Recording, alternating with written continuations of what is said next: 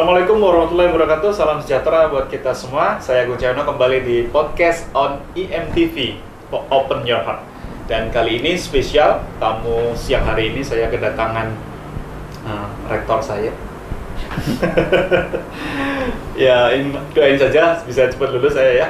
Jadi alhamdulillah sebuah kehormatan buat kami. Beliau juga first experience mampir ke studio IMTV kami dan alhamdulillah beliau juga meluangkan waktunya. Terima kasih sekali. Langsung saja, ini dia Dr. Edi Winarno, Magister Engineering.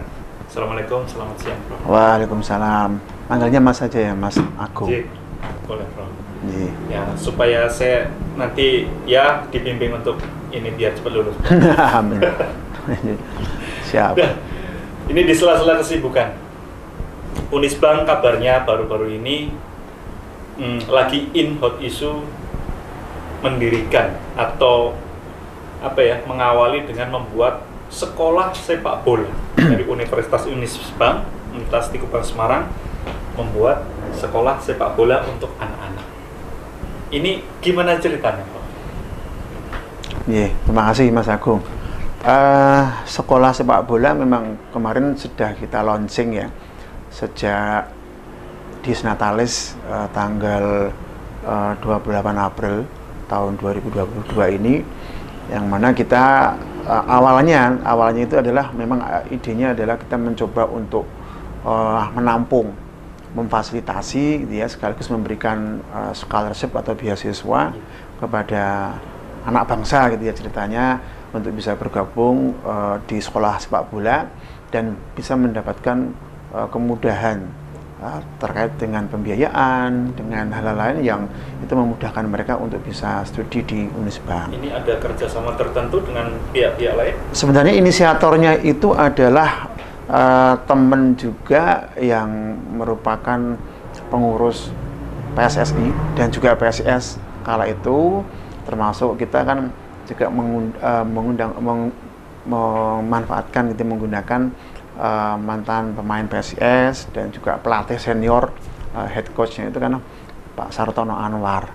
Jadi artinya memang di awal ada inisiatif untuk membentuk sekolah sepak bola dan Unisbank menyambut baik gitu dengan bekerja sama, akhirnya berkolaborasi, elaborasi, dan kita bisa launching itu dan sudah mempromosikan bahwa Unisbank sekarang punya football academy gitu ya. Namanya apa, Prof? Putra Utama Unisbank Football Academy. Utama Unisbank PUU. Ya, FA Football Academy Football atau Academy. ya, atau sekolah sepak bola Putra Utama Unisbank. Ada kategori usia yang boleh masuk?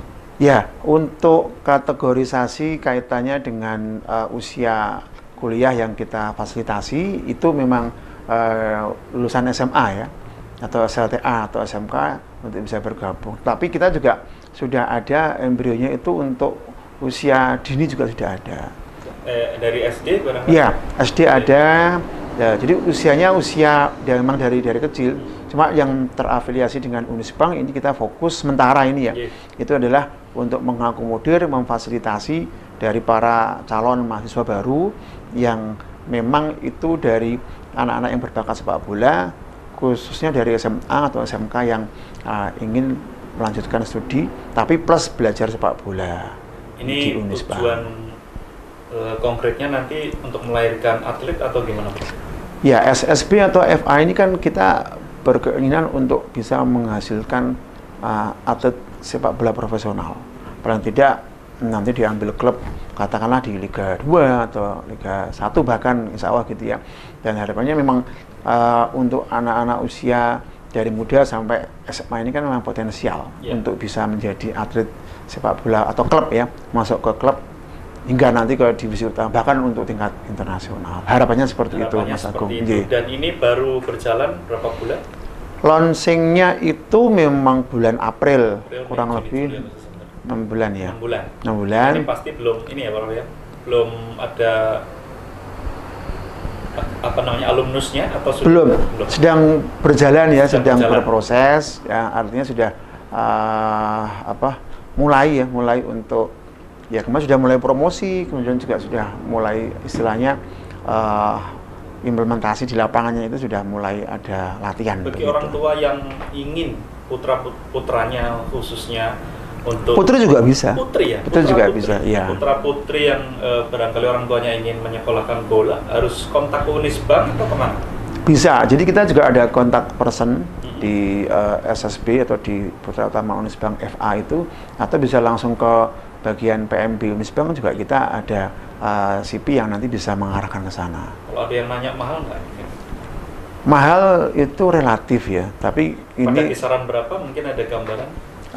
gambarannya masih menurut kami masih sangat cukup kompetitif, murah ya, tidak sampai harga yang mahal. Saya lupa untuk ini, tapi katakanlah masuk Masih atau terjangkau. iya masih terjangkau lah, masih terjangkau untuk pembiayaan dibandingkan les ada sih yang les olahraga itu sampai per bulan sampai berapa dia. Ini kayaknya lebih terjangkau dan sifatnya kan memang membantu masyarakat, Scholarship gitu ya? ya scholarship terkait dengan sekolah sepak bola dan juga untuk belajarnya atau kuliahnya.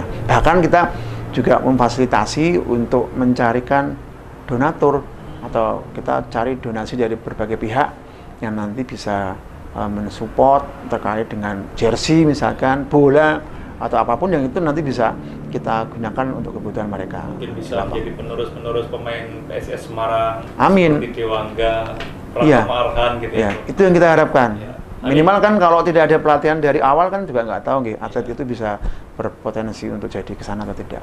Ada kompetisinya juga yang Iya, menarik. gitu kira-kira. Ya, Mas selain Aldo. di bola, ini saya kenal sekali Unisbank ini memang membranding dirinya sebagai entrepreneurship entrepreneur kampus entrepreneur. Itu gimana, Bro? Tagline kita yang terbaru sejak kita kebetulan kan saya sendiri dilantik sebagai rektor kan per Oktober tahun kemarin. Yeah. Ini hampir setahun kurang lebih ya. Itu kita mengusung tagline baru, tagline-nya baru. Dulu kita IT Based Entrepreneurial University, sekarang kita sedikit geser paradigmanya mengakomodir anak-anak muda. Kita namanya dengan Digital Youth Entrepreneurial University. Digital Youth Entrepreneurial University. Ada digital sama Youth-nya ada entrepreneurial. Itu arahnya kemana bisa di? Ya, kita mencoba untuk menjadikan kampus ini untuk mengakomodir kepentingan anak-anak muda yang sekarang ini kan memiliki literasi digital yang luar biasa kan. Semua sekarang pasti pegangannya adalah handphone, gadget, ya smartphone, yang artinya itu sudah beda mungkin dengan zaman kita ya Mas Agung ya. Iya. Nah sekarang itu ini dulu kalau saya Friendster. Oh Friendster ya, YM ya, Yahoo Messenger. Nah sekarang dengan era yang seperti ini, paling nggak kampus sudah mentasbihkan diri sebagai tempat untuk mengakomodir anak-anak muda yang memiliki literasi digital yang cukup itu, ya kita arahkan untuk tidak menjadi mindsetnya itu menjadi hanya orang kerja ikut orang, tapi menjadi entrepreneurship. Jadi konkretnya Unisbank memfasilitasi itu dalam fakultas atau jurusan tertentu begitu? Mata kuliah? Justru integrated di dalam kurikulum. Karena setiap prodi kita wajibkan untuk menjabarkan itu menjadi kurikulum yang ada di masing-masing prodi, di mana kita juga memberikan bekal entrepreneurship atau kewirausahaan sejak semester awal. Dan kita ada nama mata kuliah khusus kewirausahaan juga. Kurang lebih ya ada di 2 semester ya atau 3 semester yang kita mintakan untuk prodi itu implementasikan di perkuliahan, sehingga bekal awalnya sudah muncul di situ. Dan kita mungkin kan tahu namanya entrepreneurship kan tidak hanya langsung membuat usaha, ya atau langsung jadi kaya kan tidak. Tapi bagaimana membuat pola pikir mindset ke entrepreneurship itu yang penting. Jadi kalau saya berpikir yang namanya wirausaha itu kan tidak melulu kita bikin usaha untuk dapat uang ya, tapi kan memulai saat ini, mengambil resiko, berani cepat mengambil keputusan, itu kan juga bagian dari entrepreneurship. Ya, sehingga ketika kuliah itu berproses mereka diajari seperti itu, harapannya nanti ketika semester atas gitu sudah memiliki jiwa keberanian tadi, take risk gitu kan, akhirnya bisa membuat usaha-usaha sesuai dengan tema atau kompetensi di masing-masing mereka sesuai dengan prodinya masing-masing. Itu harapan kami. Harapannya seperti itu. Pak Rektor ini kan menjabat pas katakanlah masih pandemi gitu ya. Iya. 21 kemarin. 2021. Gimana caranya untuk Pak Rektor untuk kemudian bagaimana membaca pasar, kemudian arahnya sudah menjadi base IT ya, serba digital gitu kan, menyesuaikan tantangan pasar teknologi dan untuk kurikulum Merdeka Belajar sendiri. Seperti apa Unisbank mempersiapkan itu semua? Ya, semenjak dari Kemendikbudristek di bawah Mas Menteri Mas Nadiem Makarim itu launching yang namanya MBKM ya, Merdeka Belajar Kampus Merdeka, kami mungkin bersama-sama dengan beberapa kampus yang lain sudah merespon dengan sangat cepat, membuat semacam lembaga atau unit yang menangani itu, dan kami mencoba membekali seluruh mahasiswa termasuk kurikulum itu untuk menerapkan yang namanya bentuk kegiatan pembelajaran yang terkait dengan MBKM.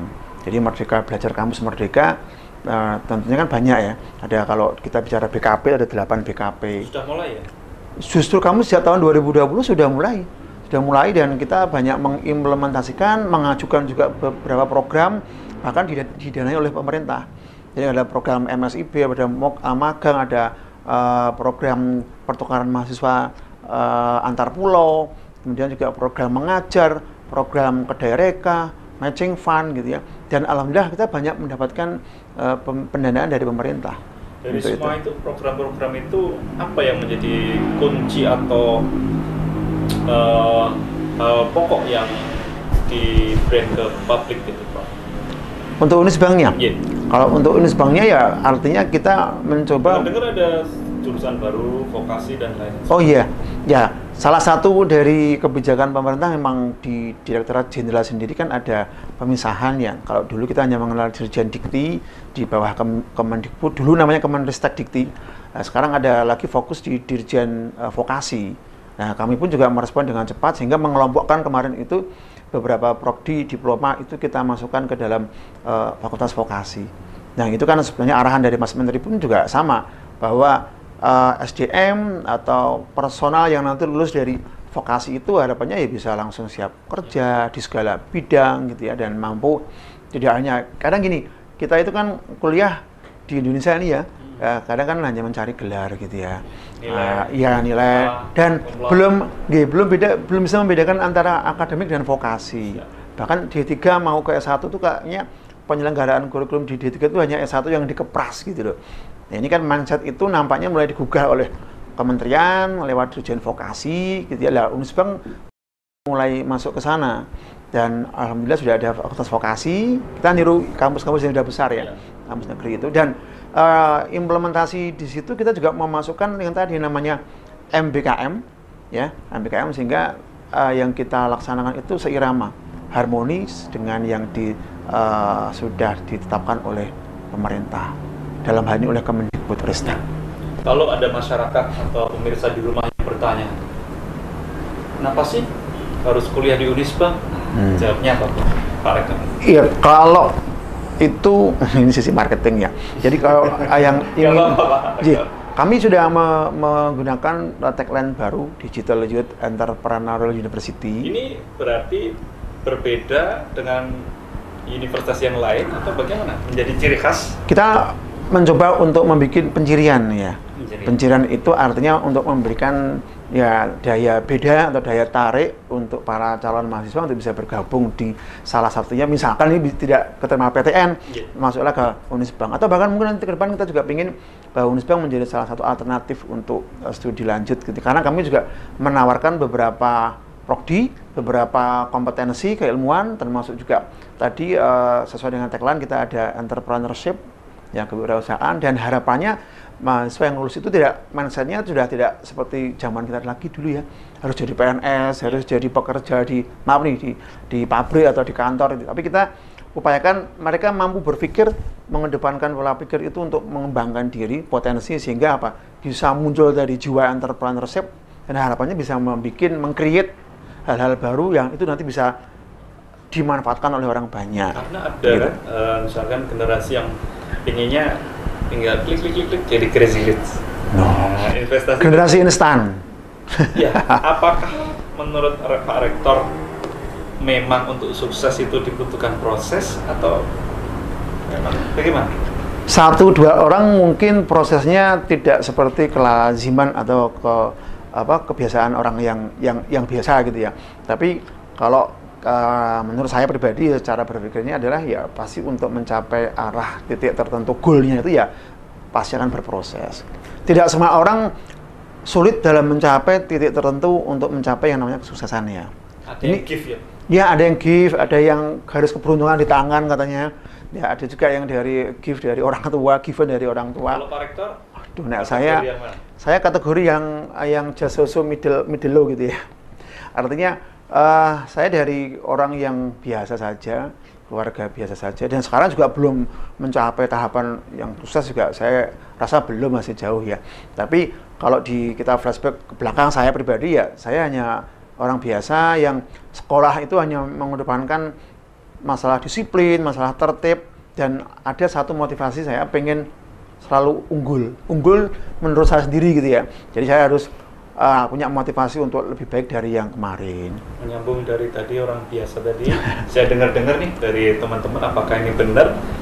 Pak Rektor ini dulu juga sempat jatuh bangun, membangun usaha, sampai kemudian ya katakanlah menjual barang-barang pribadi, kemudian untuk melanjut studi hingga menjadi seperti sekarang. Ceritanya gimana itu, Pak Rektor? Ya, saya anak yatim ya, awalnya dulu pas Asli mana? Salatiga. Saya dulu mau mikir kuliah aja mungkin nggak sempet ya, karena saya lulus SMP itu mikirnya saya harus masuk SMK, STM dulu ya. Karena kalau mau SMA kayaknya nggak mungkin dia kuliah, karena pasti kan biaya besar. Jadi saya ada keterbatasan ekonomi saat itu. Tapi saya punya motivasi setelah saya kuliah, setelah saya SMK waktu itu di Semarang, di STM Pembangunan Simpang 5 di SMK 7 ya. Yaitu saya laju itu Mas, Salatiga Semarang, berangkatnya jam 5 kurang seperempat dari Salatiga. Setiap hari, always every day gitu ya. Ya pernah sih kos, di awalnya pernah kos bentar, tapi terus saya yang 3 tahun lebih itu saya laju. Tuh dengerin, kali gawe, pamularse, kecil dong. Kecil dong. Kecil. Pak Rektor dari Salatiga, Semarang setiap hari selama 3 tahun ya. Kadang malah bangunnya sebelum subuh, kadang pas subuh gitu ya. Dan jam 5 kurang seperempat harus sudah keluar dari rumah. Dan jalan kaki kurang lebih 3 kilo. Baru naik bus sampai Semarang. Tapi anehnya selama laju itu tidak pernah terlambat ke sekolah. Selalu datang jam 6 seperempat, jam setengah 7, maksimal jam 7 kurang seperempat sampai ke Simpang 5. Dan itu jadi semangat saya ya, saya nggak boleh terlambat gitu ya, selama saya sekolah. Itu yang membuat saya berpikir bahwa disiplin itu penting gitu. Mohon maaf, orang tua Pak Rektor dulu tani atau? Hanya jualan kelontong kecil di rumah sih. Dari berapa bersaudara? Kalau total ada 7. Saya ragil, yang lainnya sudah mentas, tapi jarak dengan kakak saya yang ke-6 itu 10 tahun lah. Tapi sudah pada mentas semua, saya tinggal sama ibu. Ya itu pun kehidupannya ya kita jasoso gitu ya, tidak terlalu ini banget, sehingga saya memutuskan untuk sekolah. Waktu itu kan kalau maaf nih orang nggak mampu itu kan masuknya pasti ke SMK atau ke STM ya. Karena kalau kuliah kan pikirnya nanti kan susah gitu ya, berat. Apa dalam benak Pak Rektor waktu itu selama menjalani Salatiga Semarang Salatiga selama bertahun-tahun? Capek ya, terus motivasi belajar juga turun saat itu karena antara malam tidur di Salatiga itu kan dingin, paginya di Semarang itu panas, pakai wearpack itu, pakai baju praktikum, tiap hari pakai buku untuk kipasan gitu. Wah itu kan luar biasa. Tapi ada satu sisi baiknya adalah tadi semangat untuk tiap hari masuk ya, semangat untuk tiap hari bisa belajar meskipun tidak optimal gitu ya, dan bisa harus selesai.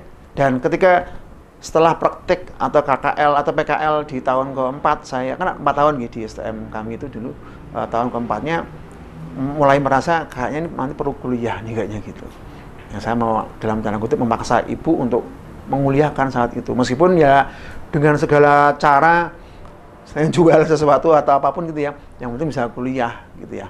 Jadi lulus STM, Pak Rektor waktu itu ambil kuliah lanjut di? Saya di kampusnya mereka ini. Di Unisula? Iya, di Unisula. Saya ngambil di teknik elektro dulu.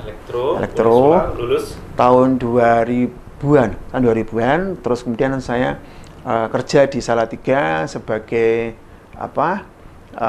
karyawan pabrik ya, itu di PT Timatek Salatiga. PMA sih, milik Jepang, tekstil kurang lebih 1,5 tahun. Terus saya ada lowongan dosen di Unisbank itu, saya daftar tahun 2000 berapa ya? Tahun 2003. Sudah 19 tahun. Iya. Hampir 20. Hampir 20 tahun. Sudah tua. Seusia masnya tadi. Ya, luar biasa. Kemudian lanjut S2. Belum. Jadi saya jadi dosen tahun 2003, diangkat 2004. Saya ambil S2 itu 2007.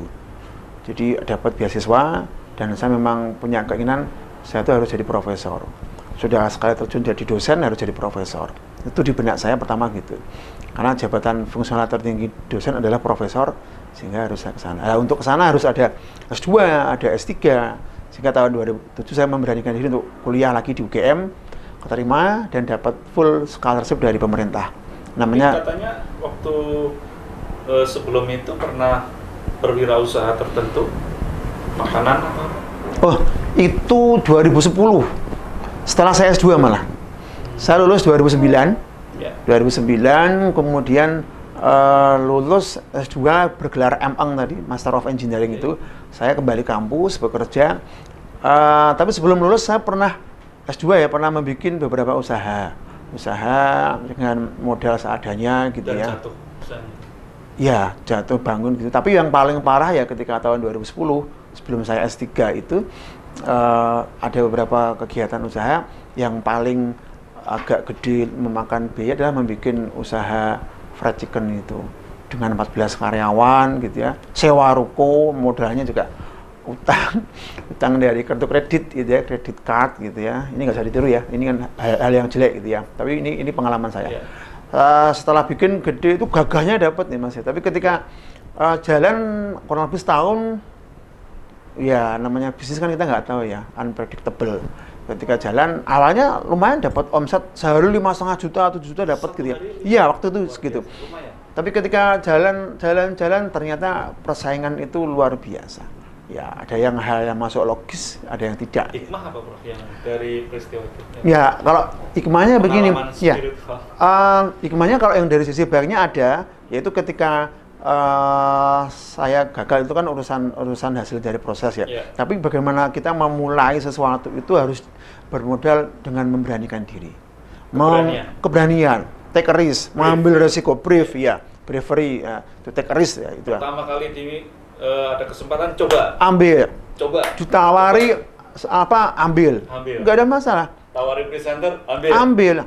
Gagal itu urusan belakangan, kita nggak pernah akan tahu hasilnya kalau nggak pernah mencoba. Betul. Itu prinsip saya, dan saya selalu mengatakan tidak ada yang tidak bisa dan tidak ada yang tidak mungkin. Selama kita masih di dunia makan nasi sama gitu, semua pasti bisa diupayakan. If there is a will, there is a way. Itu prinsip yang saya dari kecil, nggak tahu, nggak ada yang ngajarkan, tapi saya belajar dari buku-buku seperti itu kira-kira. Kalau penanaman barangkali influence faktor dari orang tua, nilai-nilai moral apa yang dipegang oleh Pak Rektor? Orang tua selalu, terutama ibu ya, karena saya nggak pernah menjumpai ayah meninggal waktu saya kecil. Jadi ibu itu selalu, ibu saya termasuk orang yang galak Mas. Mungkin yang salah satunya ini membuat saya jadi dulu tertib, disiplin gitu ya, terus tepat waktu ya, tidak bertele-tele dan sebagainya, sehingga itu mulai saya dapatkan sejak kecil. Nah, dan juga ada beberapa influencer yang saya baca dari buku. Saya orang yang suka baca buku. Jadi buku-buku yang kaitannya dengan hal-hal kegilaan misalkan dalam bisnis. Salah satu yang favorit? The Power of Kepepet, Tepok Jayasya Budi. Itu kebetulan kakak kelas saya di Stemba. Iya, dulu alumni SMP 2 masuk di situ. Sekarang jadi pengusaha besar dulu sempat di Batam, sekarang di Bogor atau Bandung gitu. Dan bukunya Purdi Chandra, pendiri Primagama, sama buku-bukunya ini Ipo Santoso, ya, sama buku-bukunya Bob Sadino. Dan itu wirausaha biasanya bacaan ini kan berpengaruh terhadap mindset kita. Mindset, kemudian ke activity. Betul. Dan Pak Rektor terbukti juga ikut dalam organisasi kayak wirausahawan gitu. Ya, sekarang kebetulan kemarin habis selesai dilantik itu menjadi Dewan Penasihat Kadin Kota Semarang.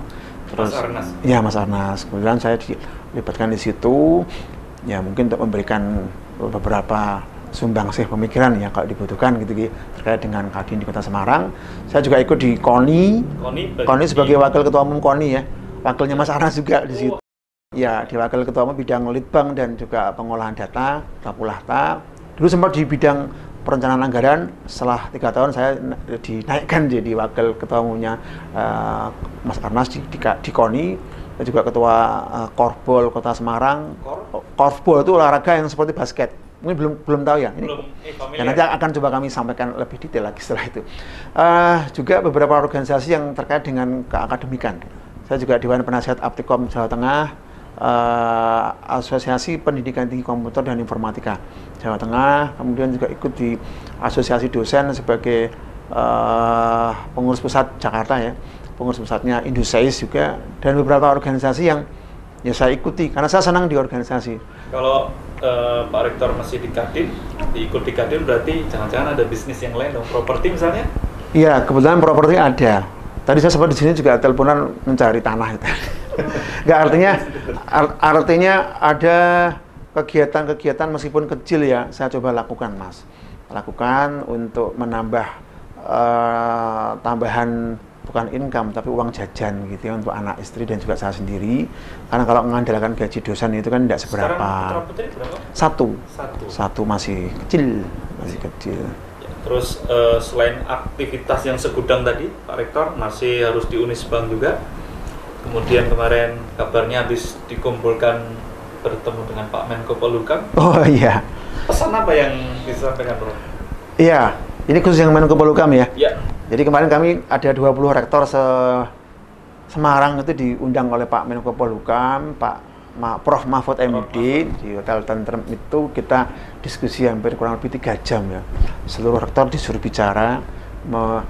Pak Rektor, saya juga speak up di situ. Speak up ya. About what? Tentang apa? Ya, karena topik awalnya adalah membahas bagaimana Indonesia ke depan, terutama tahun 2024, terkait dengan leadership, kepemimpinan, dan estafet negara ini seperti apa, dan segala macam permasalahannya. Saya nggak akan detail ya, tapi intinya, catatannya adalah bahwa kepemimpinan itu selain given ya untuk negara ini ya, itu juga harus diupayakan untuk memimpin negara ini harus ada kriteria atau kategorisasi yang tidak hanya mengedepankan uang untuk segalanya, tapi juga nilai-nilai moral orang yang seperti apa itu yang harus nanti kita pilih. Ini clue-nya. Tapi kemarin kita cukup banyak membahas hal-hal yang sifatnya ya cukup konfidensial private ya yang kami sampaikan karena ini masukan dari para rektor ke Pak Menteri gitu ya. Ada mungkin tentang 2024 atau itu lebih sifatnya ke levelnya ke bagaimana cara pandang akademisi atau para rektor itu untuk memandang negara ini seperti apa, bangsa ya, bukan secara individual, nggak ada.